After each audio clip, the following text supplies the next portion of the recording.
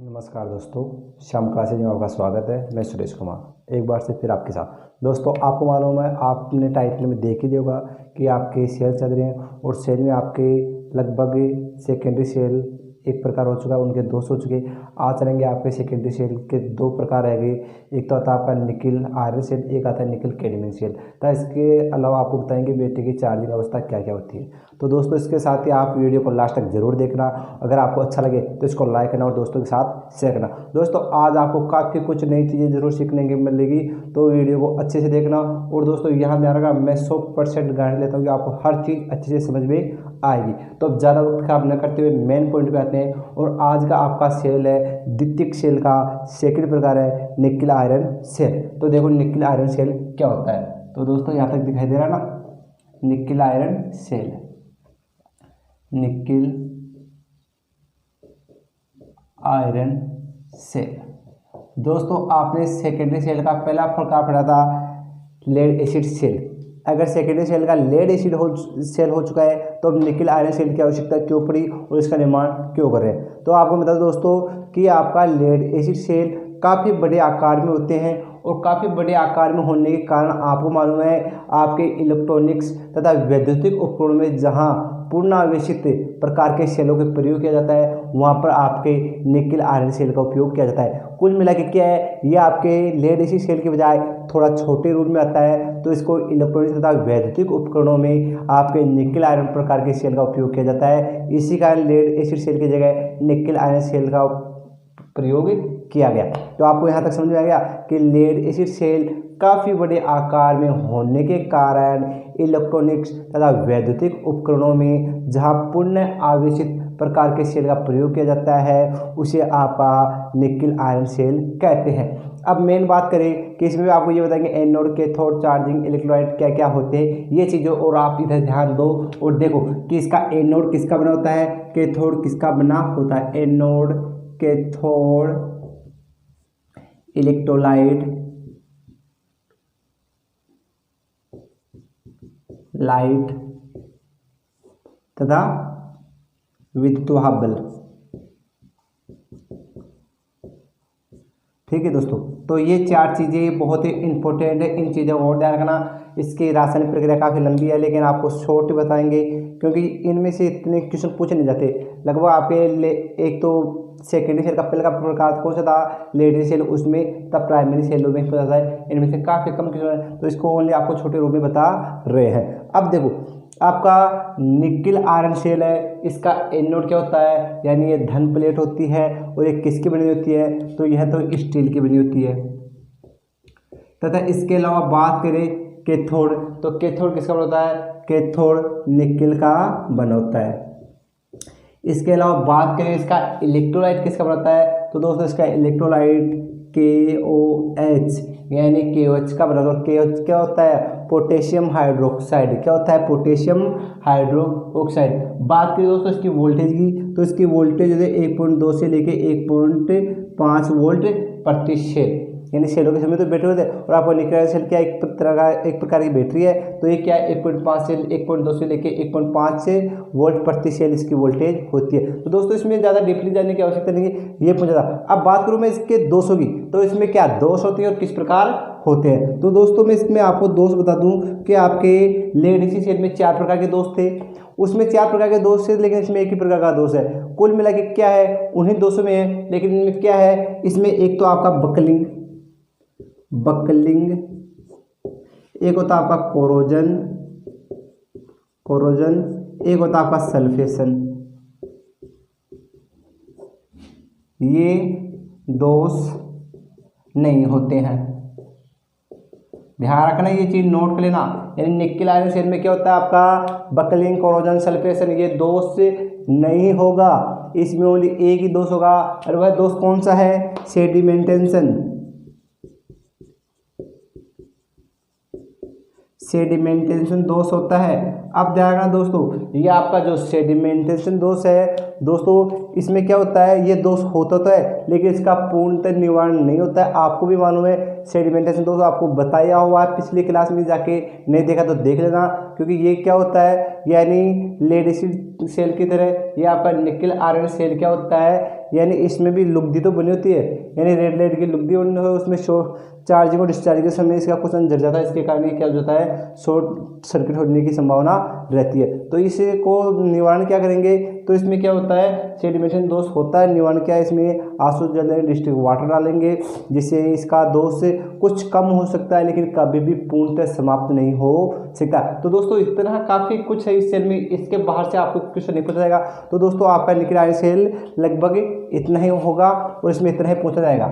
ठीक है दोस्तों, मेरे हिसाब से आपको निकल आयरन सेल में किसी प्रकार की दिक्कत नहीं आनी चाहिए। अब बात करें इसका दूसरा सेल है, यानी निकल आयरन के बाद में कौन सा आता है, निकल कैडमियम सेल, यानी दोस्तों ये आपका दूसरा प्रकार है। अब ये आपका तीसरा प्रकार, और तीसरा प्रकार क्या है, निकल कैडमियम सेल, निकल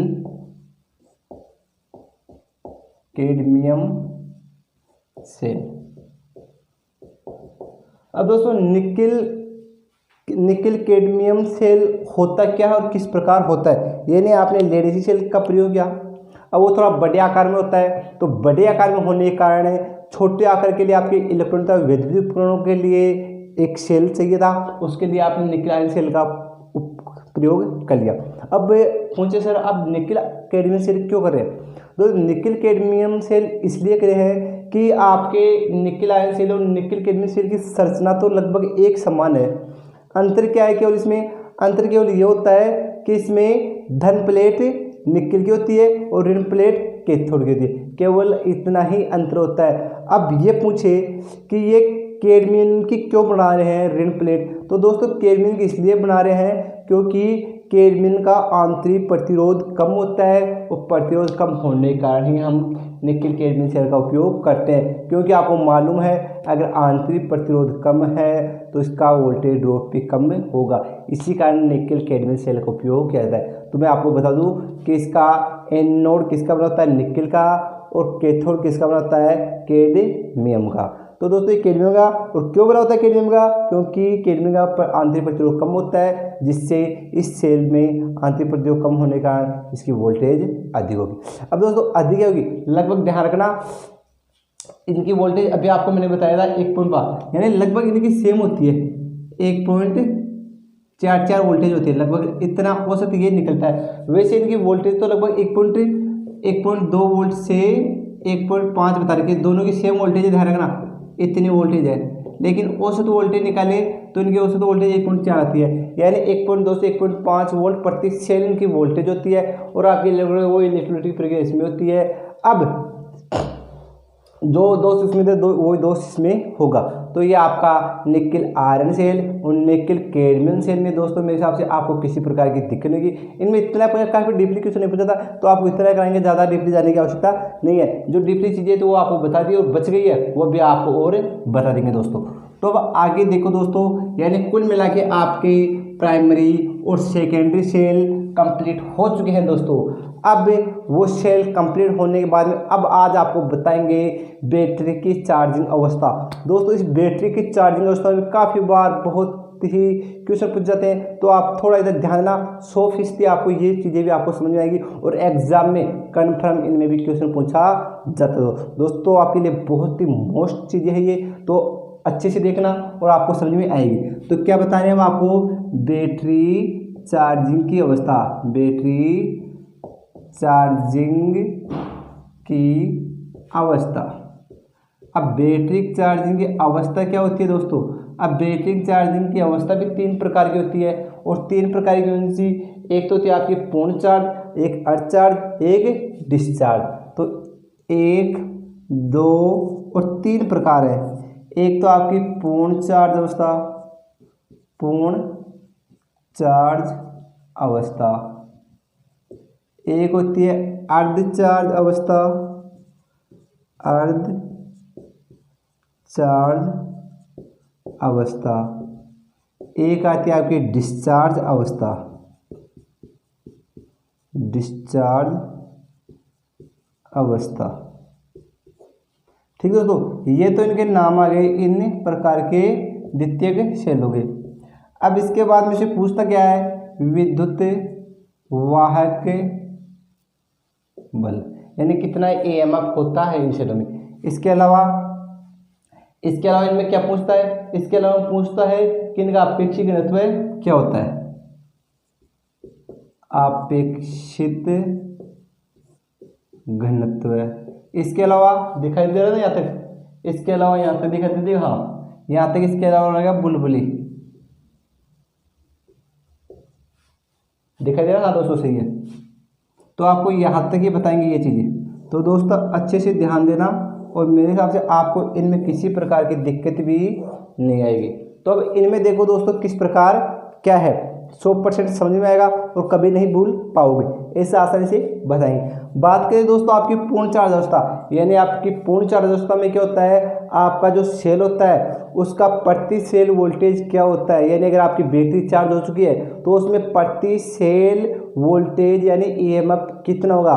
तो दोस्तों ध्यान रखना, अगर बैटरी पूर्ण चार्ज है तो उसका वोल्टेज 2.20 वोल्ट प्रति सेल वोल्टेज होगा, क्योंकि सेलों के समूह की क्या कहते हैं, बैटरी। तो 2.20 वोल्ट प्रति सेल वोल्टेज इसका होता है, किसका, पूर्ण चार्ज अवस्था में बैटरी का। बात करें इसका अपेक्षित घनत्व। अपेक्षित घनत्व हमेशा इलेक्ट्रोलाइट का मापा जाता है, और इलेक्ट्रोलाइट का अपेक्षित घनत्व अगर 1.25 से लेके 1.28 के बीच में है तो इसका माना जाएगा कि ये बैटरी पूर्ण चार्ज है। तो क्या है, 1.25 से 1.28 तक है अपेक्षित घनत्व, यानी इलेक्ट्रोलाइट का अपेक्षित घनत्व 1.25 से 1.28 है।